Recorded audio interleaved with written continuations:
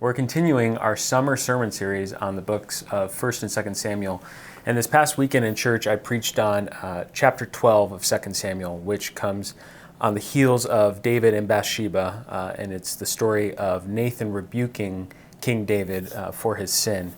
And there's a lot that's interesting about that chapter, but one of the really fascinating things is after Nathan has told David this parable about the rich man and the poor man, and the stealing of the ewe lamb, which is meant to represent what David did with Bathsheba and Uriah, David responds to this story by saying two things. And it's in chapter 12, verse 5. It says, David's anger was greatly kindled against a man, and he said to Nathan, as Yahweh lives, the man who has done this deserves to die. Now, in the ancient world, it's not the case at all. It wasn't a capital crime to steal a lamb. So David is speaking here to something greater than just the sin of the parable. He's speaking about his own situation, because in ancient Israel, one of the capital crimes was adultery, and so and also murder was also a capital crime. So David is guilty on 2 counts of capital crime, so he should die. So he's kind of prophetically speaking about himself, even though he thinks he's speaking about this story of the rich man and the poor man and the ewe lamb.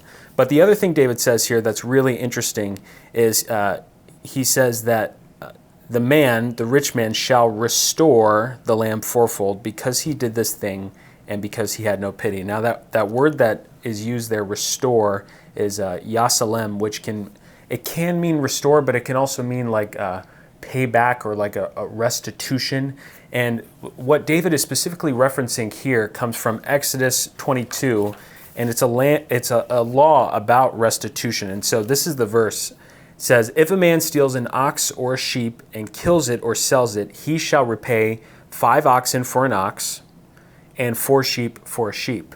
So David here is literally referring to the laws that were in place for the people of Israel about restitution of lost livestock, whether that was stolen or killed. You would pay back 4 for every one that was stolen or killed. What's interesting about this in the context of 2 Samuel and about what's going to happen in the life of David and the life of his family is you're going to see as 2 Samuel unfolds in kind of the downward spiral of David's life, that there is a fourfold restitution that takes place just within the narrative of 2 Samuel. And it's not always agreed about what this will look like, but even in the sentence that Nathan gives David, you get the trajectory of how this is going to go. So Nathan says that there will be a sword against David in his house. He says there will be evil in his own home. That's the second thing. His wives will be taken in a public way. That's the third thing. And then number 4, a child will be born. So that's one way of viewing kind of this fourfold restitution or repayment that David is going to face as the natural consequence of his sin with Bathsheba and Uriah. But if you think about David taking Uriah's life and kind of the natural repayment of that sin, lots of scholars maintain that from this point, that fourfold repayment will be in the lives of David's sons. So the first one would naturally be, and tragically be, the death of Bathsheba's son, who is not given a name in the narrative.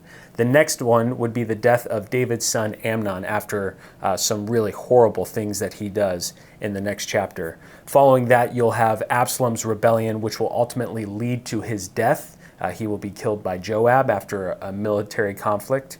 And then finally, the last death, which is interesting because it doesn't come in 2 Samuel, you actually have to read about it in the book of Kings, is the death of David's son Adonijah by his other son Solomon, who is the son of Bathsheba. So it's this really interesting feature within this chapter 12 where David passes the sentence upon himself. He's absolved of his sin before Yahweh in the sense that he will not die either for his murder or for his adultery. But we see in his passing this sentence of fourfold restitution that his life will play out this restitution, and it will be at the cost of his children, at the cost of features of his kingdom, and in the well-being of the people around him. And so this chapter serves as kind of the shifting point in the narrative of 2 Samuel. Things get really bleak from here in terms of the story of David and the story of his family. And I hope that you'll join us as we kind of go through what become the natural consequences to this one sin that David commits in a moment of passion, and all the lessons we can learn about the real consequences that exist today for sin and how we can avoid some of those things. So I hope you'll join us in future weeks as we continue to unpack this really special book.